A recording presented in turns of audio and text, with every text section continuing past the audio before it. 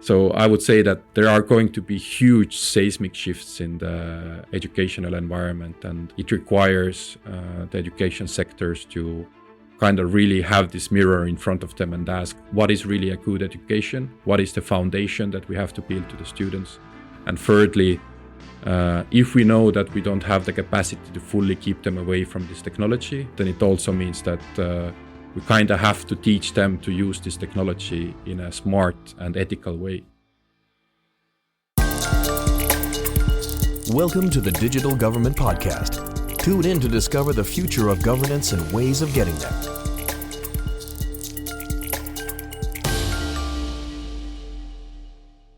Welcome back, everyone, to another episode of the Digital Government Podcast with your usual host, Federico Plantero, journalist, sociologist, and researcher.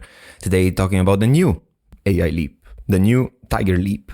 Because exactly 30 years ago, Estonia launched the Tiger Leap initiative and program that basically put computers and internet in every school and in many ways laid the groundwork, let's say, for what we now also have been calling for quite some time e-Estonia. My guest today is Ivo Visak, CEO of AI Leap. Ivo, welcome to the podcast. Hi. What we're going to do is is basically describe, but also get into the folds, let's say, of what's happening today in the country with the new Tiger Leap. Because the new program is attempting something, let's say, as ambitious as the one that happened 30 years ago. So there is already a generation of 30-somethings of the old Tiger Leap generation, like me, for example, even if I was not born and raised in Estonia. And which definitely means something. It means that the impact, let's say, of that education initiative has already reverberated for quite some time. And that 3 decades later, in the country, it is still seen, that experience, as something that, was at the domestic level already kind of like legendary, but then also that really laid the foundations for this, for the story of e-Estonia, let's say, and all that e-Estonia means to as well be known and understood abroad. So when it comes instead exactly to today, I would say to start exactly from this perspective, because the Tiger Leap program 30 years ago, in what has made instead now the right moment to attempt something equally ambitious, as we said, for AI in education, and what are all the connections, let's say, and also the non-connections between this program and the one back then? Yeah, so a lot to unfold here. So maybe let's start with the first part. That I was around 6 years old when the Tiger Leap program officially started in '96. But I can consider myself sort of a person who grew up already in an environment where sort of this kind of Estonian educational digitalization was a normal thing. People weren't afraid of computers. But I think one of the very important aspects to immediately address in Estonia is that now during this AI Leap era, it doesn't mean that all the students are now sitting behind a computer and only talking with AI. It's still sort of one new tool that is very powerful. It has its perks, it has its minuses. And it means that we rather have to sort of prepare the education system to be available to talk with the students who are already using it a lot. So we have the statistics from a very big research that was done by 2 researchers from University of Tallinn, Granström and Oppi, and they found from already 2024 statistics that around 90% of Estonian high school students were using these kind of large language models monthly, and around 84 or 85% of the students were using it weekly. And it was early 2024 statistics. So I would rather say that it's not that much the students that are leaping this time. It's the education system that's doing the leap. And that requires sort of quite a huge rethinking on how the whole education sector deals with the possibilities and risks, sort of to keep the students still thinking and making sure that that the delegation of your own thinking isn't something that's a net negative results to the Estonian students, but rather when we use these tools, it's a net positive thing. Ivo, honestly, the associations that there are now that are quite clear between this program now and the one of 30 years ago gave me to think a little bit about, for example, something that's related to the spread and penetration, let's say, of like technological change when some new technologies actually come to the moment of initiating, let's say, a stage of mass adoption, let's say, as probably we could say regarding, let's take ChatGPT, for example, because it was the LLM to be released. I think it was like November 2022. So by now it's been around for a bit, but also not too long.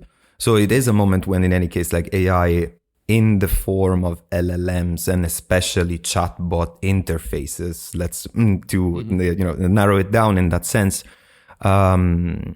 that people have been using it for some time, but in any case, it's now sort of like entering a stage of mass adoption. So I'm just thinking, does this moment, in this sense, feel somehow similar to that moment of 30 years ago in the specific case of Estonia? Like, what are the echoes of that in this sense? More from like a cultural and societal perspective of how the impact of technology spreading, let's say. Yeah, so here I have to reference my colleagues when I was a school principal in Saaremaa, because I was maybe a bit too young to fully live that era. Like I said, I was around six or seven when it was taking a full swing in case of Tiger Leap. But what I have heard from my colleagues who were teachers already back then is that of course there was fear. There was a lot of fear that, okay, now that the computers are coming, it means that everybody will be stupid. Now that computers are coming, they will soon cancel out the teachers. They don't need teachers anymore. So a lot of fears and a lot of similar fears that I see. But at the same time, I think there is always a group of teachers back then and now who are sort of finding very, very smart ways of either making their own life better, making their workflows more cleverer, or finding new ways to sort of support students in developing digital literacy and nowadays AI literacy. So there are quite a bit of similarities, but at the same time, I would say that there is a very big difference this time. In the mid-90s, there really weren't that many computers in Estonian schools. The internet or the internet wasn't such a common thing in the Estonian schoolhouses back then. And then all of this was brought in and people kind of got accustomed with this new tech. This time, the big difference is that the students are very accustomed with this tech. It's mostly the teachers who have to leap this time. So back in that time, everybody had to do the leap. This time, the students have kind of already done it. Not always the smartest way, but the education system now kind of has to take control back, or at least some sort of a control back, and find an educational ways of using this technology. Because the bigger problem here is that if this technology is not put into the context of what it means for pedagogy, and we're just taking technology as it is, then it's very bad news for the Estonian education systems. And I would say for all the education systems in the world who are not finding any way to tackle the problematic parts, but also tackle the possibilities. Yeah, because in terms of the possibilities, we were talking about the fact that exactly the app, the learning application is not designed to just give answers, but it has a bit more of this, I don't know, that maybe we could call it Socratic model behind, no? Like a focus on the questions, let's say, on like asking questions, what questions are asked. So That is the focus, that is the goal. But then at the same time, as actually you were just mentioning, students already have ChatGPT in their pockets. Like they have Claude, they have Gemini, they have like maybe even like a artisanal open source programmed thing that say that they run locally on their computer. I don't know, something like this. So why would, for example, what makes it enticing, let's say, for a student to stick to the quote unquote harder tool, let's say? Does that tell us anything about what needs also maybe to change? Because you said that the education system is the one that needs to adapt. Does it tell us something about what needs to change in the education system, let's say?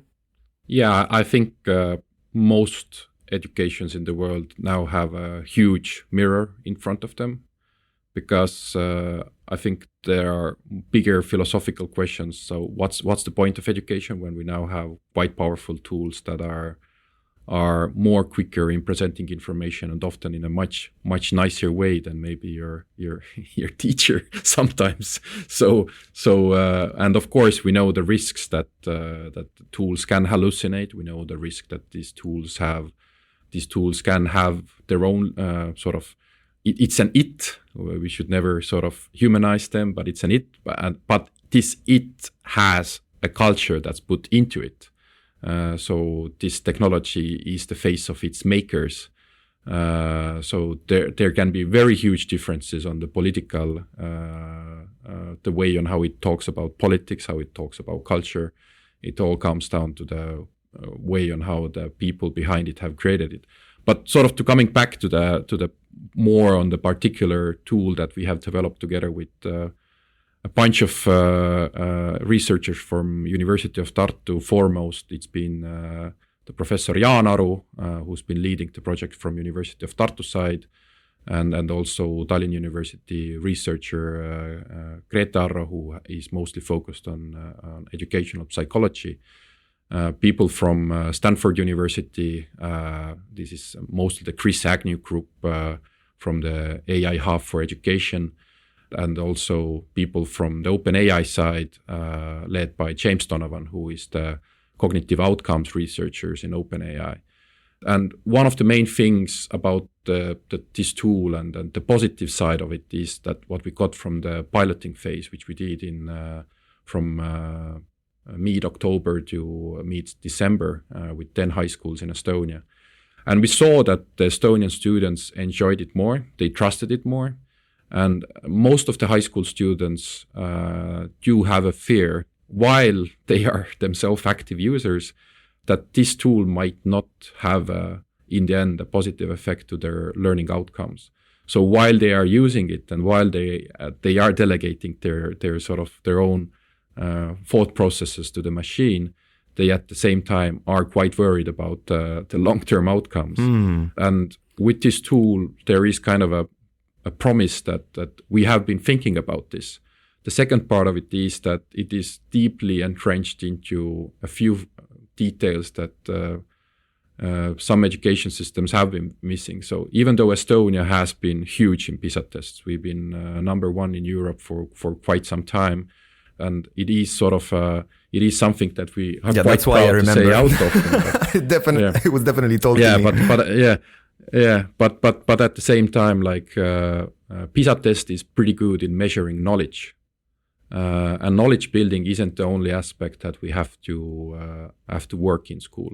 So knowledge is one part, but the learning skills is another part, and the tool itself focuses more on the learning skills, because we already know that the Estonian education system is very knowledge heavy. What it means is we are putting a bigger effort into questions about metacognition. How do you think about your own thinking, your own learning? What are your learning beliefs? So even though Estonia here again is sort of the top country when it comes to growth mindset, which is by Carol Dweck's theory, then we are very good at saying it out. We are the country where the students and the teachers know what growth mindset is, but at the same time we never really follow through. So the learning beliefs is another very important factor that has been put into our version of the model. And thirdly, there is this kind of an effect of two aspects. So how to activate active learning even in the context of not giving full answers, rather being a coach or a mentor in this study process, because the vanilla Gemini, vanilla ChatGPT, the vanilla Mistral from France, they all want to give you the full answer. This version doesn't really want to give the full answer, but it's at the same time built on the same, the newest version of ChatGPT model. So what is another important aspect is the general safety. Through the last few years, all of these companies have put more focus on these models being safer to the students, making sure that because some quite horrible things have happened, sadly, around the world. And the second aspect also has been that even though they have this under 18 set of rule sets nowadays, most of these big companies have made work to make sure that these U18 things work. Then there are certain very specific Estonian things that we have to look at. So sometimes this very general help doesn't help the Estonian student that needs help immediately. So when it comes to direct helplines, this is something we can integrate into the version. So it is more tied to the Estonian cultural landscape, more tied to the Estonian educational landscape. And I think that's one of the reasons why this kind of early phase we've seen that it can be a very successful tool to help out. I wanted to come in on the topic of the models themselves, because obviously here, like, the model is a big point in the tech stack of AI. Let's say here we are really like talking about the models type of level, a layer, let's say. So you said that the model that we're talking about is based exactly on the latest versions of ChatGPT, because this in any case was born out of a partnership with OpenAI. I remember vaguely that in February of last year already there was some announcement about it. I don't remember if it was specific about education or like usage and adoption in general.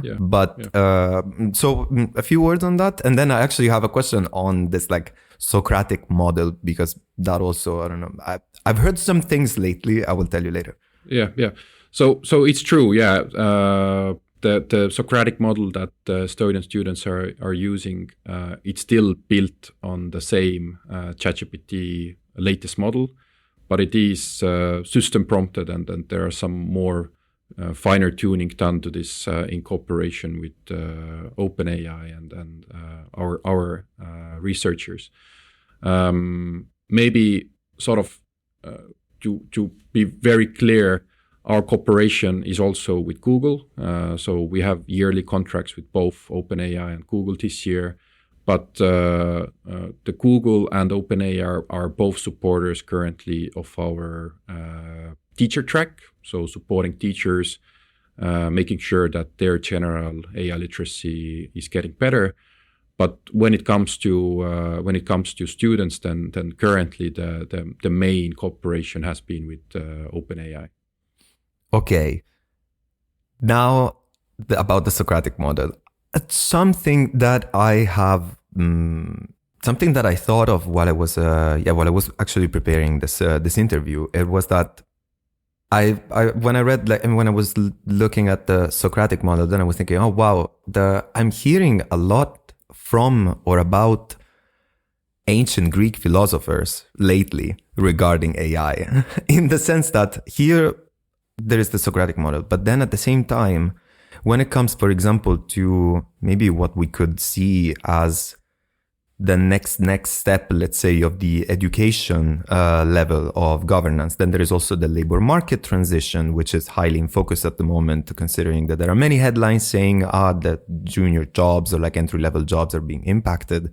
And then by the adoption and the utilization, let's say, of artificial intelligence tools inside companies, so at the enterprise level, but still at the entry stage. And then on the longer term view of the so-called future of work debate, Many have been talking about framing, let's say, the integration and adoption of artificial intelligence in society from an Aristotelian point of view in terms of human flourishing. This has been, have you heard it as well around, like in the last months? In the last months, and it's something that even tech CEOs or like executives of tech companies are referring to or utilizing as a framework to understand. So basically, we're only missing Plato now, and then we have completed the triad, let's say, of the ancient Greek philosophers. Like, have you thought about it at all? Like, did you, or what do you think actually? So a few ideas about it. So the first part is that I can represent the Cynics then, because the Cynics were very, very important ancient Greek philosophical movement also. And the Socratic model sounds nice. We also always have to take into consideration as intelligent people that the marketing departments have also been hard at work. Oh yeah. So very much so. So we always have to understand that beautiful names sometimes also showcase beautiful products, but naming something is very important. And often for marketing purposes. But now coming back to this kind of a general more of what's happening in the big picture of educational philosophy, then it's true. I think there has been a more general movement toward that. We've been very, at least in Estonia, I think the bigger problem has been that we have been very knowledge focused education system. It's not bad. It's a good thing. But at the same time, I think the human concept or the human-centric concept is something that can start missing from the equation. And this human-centric thing is something that, in a weird way, you sometimes are able to even make these machines capture some of the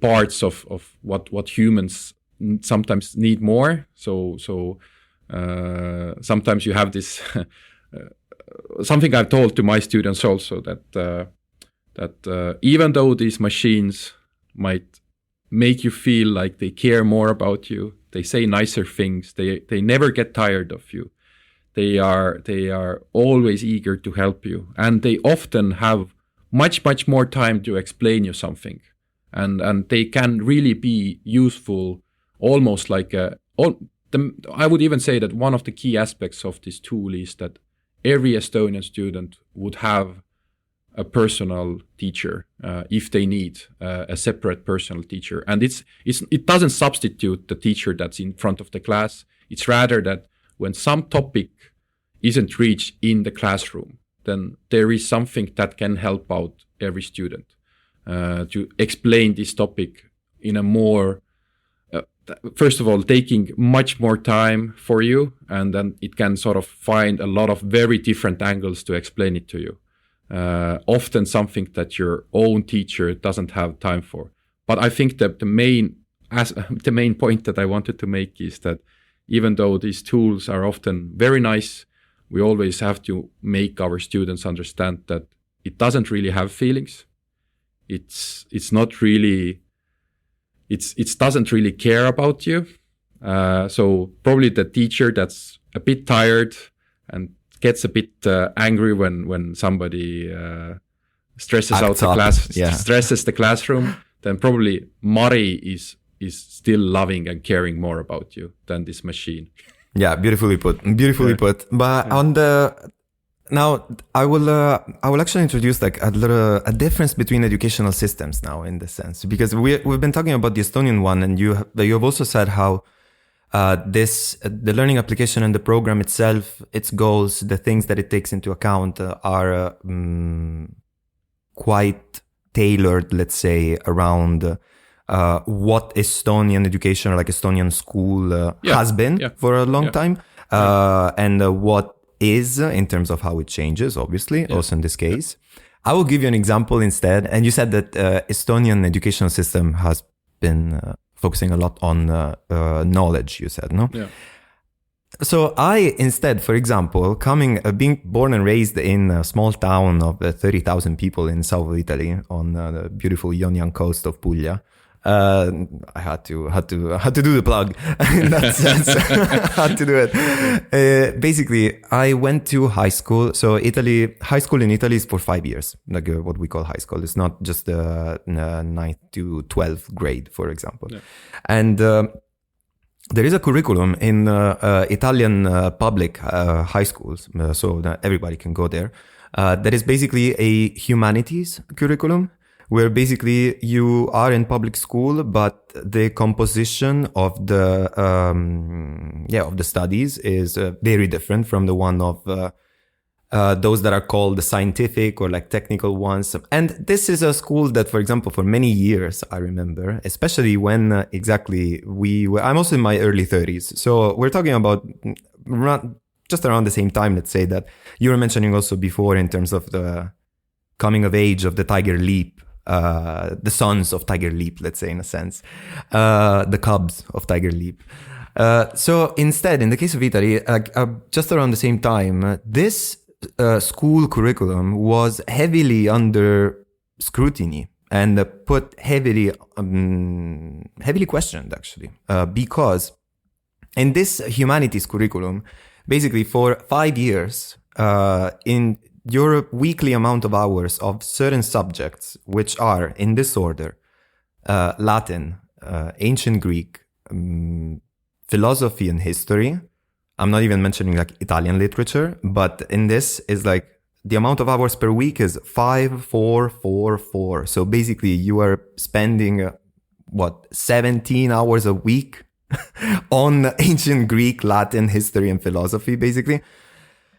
I'm not going to say what was our performance in math, obviously, just for the sake of personal dignity and the one of my classmates of the time. No, some of them were actually very good. They went on to study engineer and so on.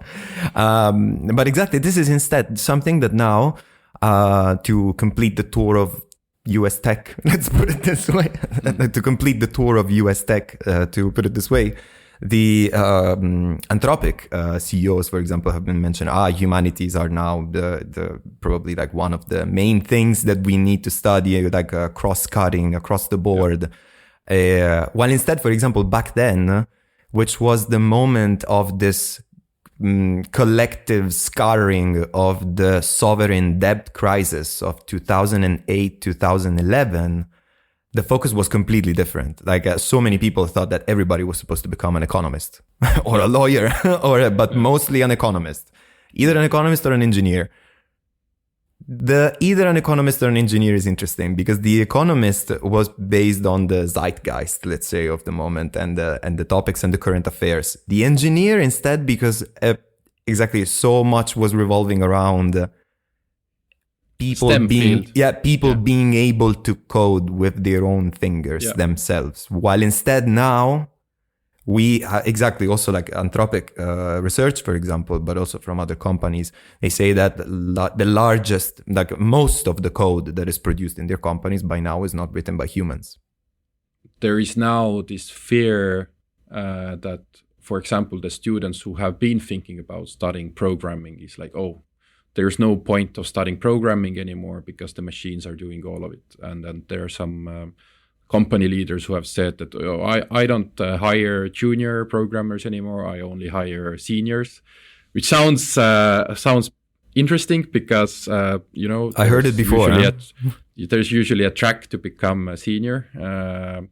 But what I said there to the students also that it all doesn't mean that STEM field or real programmers are going anywhere. It's rather that the field is changing in that sense that the world needs much more data scientists, which often starts from a programming track, and still like studying programming is still a very valid thing. It's rather the question of is there a point of becoming just a front-end developer, or you rather immediately have to start looking more into the back-end side of things and sort of the bigger concepts when it comes to programming? Because it's true, you can like the popular term vibe code a simple website in a few commands. So if you have a bit of technical knowledge, you can have a website up and running in 10 minutes. So not really a huge issue nowadays, but still talking with people who have been working in IT field for a decade, they also have the same saying that, yeah, of course, the prototyping phase of things is getting much quicker, because you can run certain prototypes on maybe some amount of that on vibe coding. But at the same time, when it comes to security, people trust a human engineer behind that much more, still making sure that there are no security loopholes. And it's true. At the same time, I do think that humanities field was already getting a lot of wrong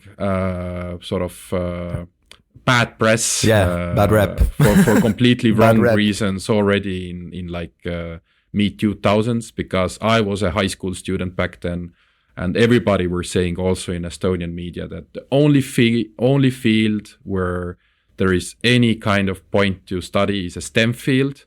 Where there is any future. Where there is any future, then it's a STEM field. But, if you want to be poor, then...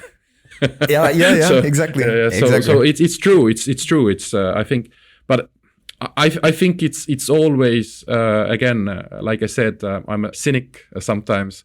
And, like different university departments are also fighting for declining European demographics. So everybody are teaching out different kind of phrases. So different kinds of digs.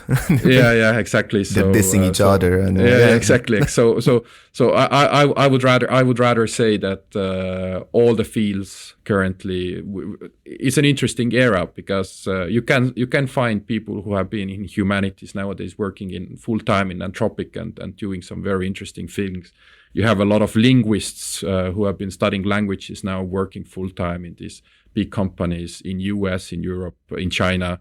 So a lot of these fields that have been sort of, it's humanities, it's like some old dead language thing. Then sometimes these language people are some of the, especially when they have some knowledge of data science again, then they are often some of the most useful people for these companies. So yeah, I think. Yeah, that is definitely that would be a fascinating topic, actually. The AI usage and application as a language, like in a sense, the language of applying AI in that sense, like what feeds into it from an educational point of view, like in terms of what kind of like domains, what kind of subjects that are in the... But there are a few interesting research projects going on. So I would say one of the interesting research projects is the one that we are doing in AI Leap together with Professor Jaan Aru and Chris Agnew's team in Stanford and OpenAI. Because we are trying to create a framework on how to even measure. It doesn't really depend on which LLM, but how to measure LLM success in growing or being net positive for learning skills. So this is sort of hopefully a gift to the world we can give in a year or two. And the second part of it is that I think this kind of research that Google LearnLM team is doing is also very, very interesting, because they are also kind of really going heavy into the field of pedagogy and seeing how this LLM world and pedagogy kind of tied together can have a net positive effect. So I think there are interesting teams everywhere. Microsoft has an interesting team nowadays. The French Mistral is putting more focus. At least the last meeting I had with them, they said that they are now putting much more focus also on the education track. So interesting things happening there. But again, I think one very important quote that I currently live by is one by Professor Duckworth from University of Pennsylvania, who has written a really good book also on grit. Then Duckworth has said that there's this weird paradox currently in this pedagogy world, that we might sort of start thinking that when these tools become really good, we don't need that many teachers anymore. But I would say we need even more teachers, because the information landscape has long surpassed one human teacher ability of being an encyclopedist in front of the classroom. No. The information landscape has long surpassed that. And now I would rather say that back in the days, in the medieval university in Italy or in England, you needed to have basically a person with a codex in front who was just basically passing knowledge from one book or head to another head. We don't need that anymore. But what do we still need is we need really good social emotional skill builders for young growing minds, and we need really great translators of what to do with this information. So the teacher role is much more about being the really good grown up in the classroom who can help students with growing facilities in social emotional skills and growing the facilities of information landscape and in a bigger frame, media literacy and AI literacy. Ivo, that was beautiful, but I have still 2 questions to ask you. Yeah. we could have cut it there, but because this was very nice. This was actually this would have been a very nice conclusion, but we will get back to it very, very briefly to close the episode. A couple other things that I wanted to ask you and that I would love to address. I know that we went a bit long with this episode, but compared to the usual, but loving the conversation. So also exactly, thank you for that. And one thing that I wanted to ask you, one will be about, let's say, the teacher side, because you have decided to basically roll out the learning application to teachers first, no? Before the students, if I'm not wrong. So basically, no. Yeah, we will do it in a second, because that is associated with this topic of the governance in AI education, no? Of AI in education. Yeah. Another thing is that is connected to what you were saying now about the social skills, the empathy skills, and like what teachers basically are supposed to be and do, let's say, with AI in education, made me think of another of the effects, let's say, of technology that it had on education and educational outcomes, which have seen quite recently, just actually 5-6 years ago during the pandemic, let's say, and during COVID, because the online learning in that case, so the use of digital tools to learn happen to amplify existing inequalities and like socioeconomic inequalities as determinants as well of educational outcomes, no, and educational attainment. Now, this moment definitely feels different from that in the sense that it doesn't feel like a moment where the use of digital tools installed, embedded, let's say, in this big societal challenge happening, let's say, will lead to the same consequences, let's say, or will have the same dynamics.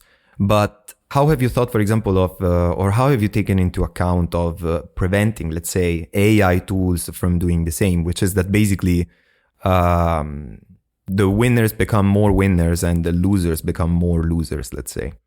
Yeah, that's a good point. So first and foremost, we did start the teacher training already in late August. So altogether close to 5,000 Estonian high school teachers, which is the total amount of it. Got different kind of trainings. We're still having a PLC or professional learnings community method wide training going on around Estonia. So training teachers both on the psychological effects of AI in education on students, but at the same time keeping an eye on that we kind of grow constantly the AI literacy of the teachers themselves. I would say that it's an even bigger question in that sense that AI is quite a different technological tool when it comes to like your general PC that you program a code. In a way, it also takes electricity. It also has an effect on environment. It also has an effect on our health, the way on how we do things as human beings. You also access it through a screen. Yeah, exactly. But the discussion about AI, I think the OECD in 2029 is now going to do their next PISA tests, and this time they are looking at media literacy together with AI literacy. So it's the first time that they are going to capture that. And I think that's kind of a good example of the era we are living in. And of the semantic connections as exactly, well, no? Exactly. Because while these tools are super powerful in doing a lot of good things, then it's also a very powerful tool of disseminating disinformation in a much quicker pace, in a much more understandable ways in all of the languages, with much better understanding of the nuance of how to sound effective. There has been some very recent research coming out from, which was just published by MIT's Technology Review also. The landscape where our students are now, it doesn't even really allow us to stand idly, especially the countries that are very digitally connected. And that kind of puts us in an effect that every teacher has to have a capacity of AI literacy. And I would say the second part is that how can we assure that the parents can have good discussion with their kids at home also. That kind of questions the important part, that parents don't have to know every nuance again, but at the same time a lot of safety issues. So while we are doing all of these things, then we can't get out of this kind of era of also this kind of a worry of what this can also lead to. So we are trying to make the best of it. I'm more worried about the moments where there is no nobody is trying to do anything about it, and I'm more worried about the moments where people are really critical about this technology, and I also have my share of criticism towards this technology. But at the same time, but what are you going to do about it? Like, that's often my main question. So what are you going to do about it? Okay, you can be super critical. Okay, are you going to ban them? Okay, how are you going to ban them? Does banning work? Some of these companies might go down under in a few years, maybe, who knows? But then there's going to be 10 new Chinese models that are free and you can put on your phone. They don't even need internet. So I would say that there are going to be huge seismic shifts in the educational environment, and it requires the education sectors to kind of really have this mirror in front of them and ask, what is really a good education? What is the foundation that we have to build to the students? And thirdly, if we know that we don't have the capacity to fully keep them away from this technology, and the society as a whole doesn't have a full capacity to keep them away from this technology, because like I said, it's not all bad, then it also means that we kind of have to teach them to use this technology in a smart and ethical way. Ivo, to close it, now for real, let's do a mini backcasting, let's say, of this scenario that you have painted now, and because we've been talking now in this last segment of the episode about basically developing AI competence. As the CEO of the AI Leap program, what do you mean by that? We have now said, I think, loosely what success in a sense will look like in 5 to 10 years time, but what would you say that can take us there, let's say, from the point where we are today? I think so there are multiple things. I had this conversation while I was also in Stanford in November. I had a really good conversation with Professor Dan Schwartz, who has created or has been a co-creator of one of the best books when it comes to what really happens when a person learns, both from all the senses of that word. And I really enjoyed one of his ideas, which was that when it comes to ethics and philosophy in AI literacy, then the biggest question nowadays inside this ethics and philosophy bubble of AI literacy world, one of the biggest questions of it is what it means to be human, because we have nowadays technology that is every day better at mimicking a human being. So we can go into this kind of very futuristic way of thinking about Blade Runner moments where people were asking androids, trying to understand if they're human or are they androids. And we are kind of living already part of in this world, because we have nowadays AI companions that can mimic human feelings really well. We know people have can have very interesting relationship with their AI companions, and we have to make sure that our students, the future of our countries, basically the future of the world, kind of understands where these sometimes almost like invisible walls, because it sounds so believable, where these invisible walls really are, and where the conversation ends, and then where should I draw the line that this is something that I only talk with my mother or with my father or with my friend or my wife or whatever. So I think we have to teach this capacity to the students. Some of these things are simpler than they sound simpler, because, like I said, the allure to talk with the unknown is everybody who thinks a bit more. The allure to talk with the unknown is always there, and it's our job to make sure that we have this inner capacity to even though as we have been built in seeing human faces in the clouds, and when something sounds like human, we immediately want to associate with human. Then we have to give it really early on to our students that, like I said, it can be very good, but the rabbit hole can go in a very wrong direction also. And considering that we have learned where to draw the line, this is where we do it for this podcast episode. Ivo, thanks a lot for joining us today. Thank you. Thanks a lot also to everyone who tuned in to this episode of the Digital Government Podcast, because that's it also from your usual host.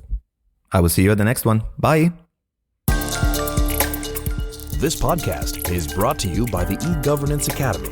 Tune in next time.